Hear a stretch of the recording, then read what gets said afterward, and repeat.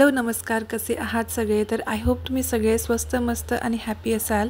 तर पुन्हा एकदा तुमचं सगळ्यांचं आपल्या चॅनलमध्ये खूप खूप खूप मनापासून स्वागत करते। जर तुम्ही पहिल्यांदाच माझ्या चॅनलवर आले असाल तर प्लीज आपल्या चॅनलला सबस्क्राइब नक्की करा आणि जर सबस्क्राइब केलेलं असेल तर व्हिडिओला लाईक नक्की करा आणि पूर्ण व्हिडिओ नक्की बघा। तर आजच्या व्हिडिओमध्ये ना मी तुम्हाला एक रेसिपी शेअर करणार आहे तुमच्यासोबत आणि ती रेसिपी म्हणजे चकोल्या किंवा आपण त्याला वरणफळ सुद्धा म्हणतात।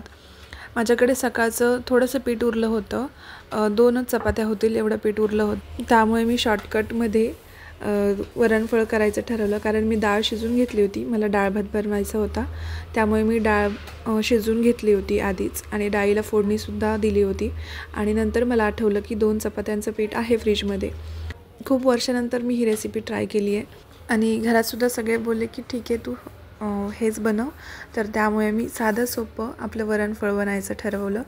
तर एकदम सिंपल रेसिपी आहे। आपण जसं चपात्यांना पीठ मळतो तसं पीठ मळायचं आणि एकदम जशी चपाती बनवतो तशी चपाती लाटून घ्यायची आणि मग त्याला त्याचे काप करून घ्यायचे।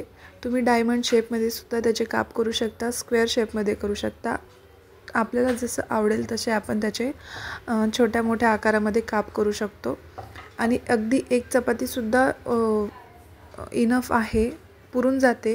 पण माझ्याकडे 2 गोळे होते तर त्यामुळे मी दोन्ही चपात्याच्या करून टाकल्या। तर कधी एकदम असं इन्स्टंट असं जी छोटी मोठी भूक असते किंवा आपल्याला हलकं असं काहीतरी खायचं असतं किंवा ना घरामध्ये जर कोणी आजारी असलं ना तर आजारी माणसाला कसं काही खायची इच्छा होत नाही आणि त्याच्या तोंडाला सुद्धा चव नसते आणि अगदी लहान मुलांपासून मोठ्यांपर्यंत हे सगळे एकदम आवडीने खातात। तुम्ही नक्की बनवून बघा आणि बनवली असेल तर कॉमेंटमध्ये नक्की सांगा।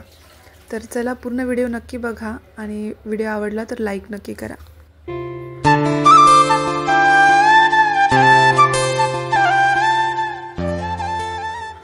आणि आता मी या चपातीचे काप करून घेतलेत, प्लेटमध्ये काढून ठेवते एक एक करून।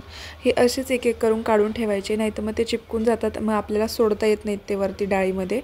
त्यामुळे तर मी कुकरमध्ये ना डाळ गरम करण्यासाठी ठेवली आहे, म्हणजे जेव्हा आपल्याला उकळी येते ना डाळीला तर तेव्हा त्याच्यामध्ये हे सोडायचं असतं, म्हणजे ते पटकन शिजून निघतं आणि एकदम कच्चं वगैरे राहत नाही। तर आता मी हे कापून घेते आणि साईडला काढून ठेवते। उरलेला एक गोळा आहे त्याचंसुद्धा सेम प्रोसेसने बनवून घेते।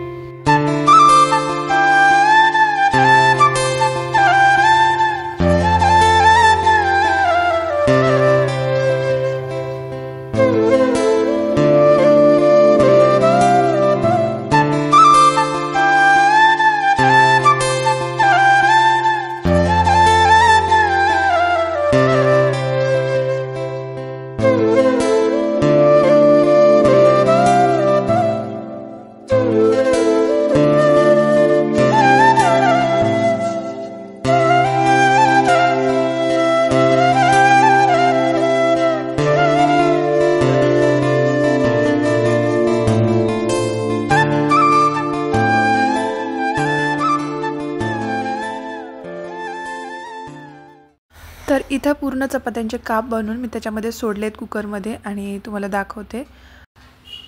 एकदा छान असं मिक्स करून घ्यायचं आणि आता ऑलमोस्ट हे शिजत आलंय। अजून 5 मिनिटं याच्यावर झाकण ठेवून आपण याला शिजवून घ्यायचं आणि मग आपल्याला हे खाण्यासाठी रेडी आहे।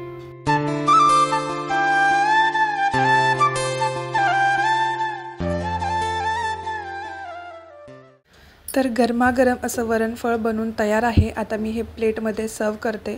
तुम्ही ना याच्यावरून कोथिंबीरसुद्धा बारीक चिरून टाकू शकता, खूप छान लागते। पण मी हे असंच प्लेन बनवलं होतं। आपण हे भातासोबतसुद्धा खाऊ शकतो आणि भातासोबतसुद्धा खूप छान लागतं किंवा याच्यावर शेव असते ती शेवसुद्धा टाकून खूप भारी लागतं। तर सगळं जेवण वगैरे झाल्याच्या नंतर ना जी काही भांडी पडली होती ती पूर्ण भांडी वगैरे घासून घेतली आणि असा होता आजचा माझा पूर्ण व्हिडिओ।